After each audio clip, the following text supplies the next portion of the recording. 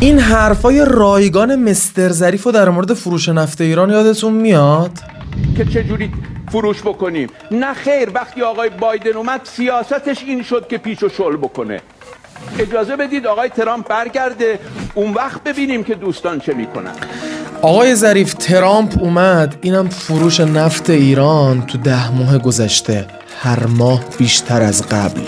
چی شد آقای مثلا سرباز نظام؟ چرا بازم چرت و پرتات درست از آب در نیومد؟ 10 سال با این چرت و پرتای تو به جای اینکه تو همه چیز مثل فروش نفتمون بریم سراغ خنثی کردن تحریما، رفتیم سراغ لغو کردن تحریما و از تو و فرانچسکوهای دور و برت هیچی در نیومد. البته مشکل از ماست.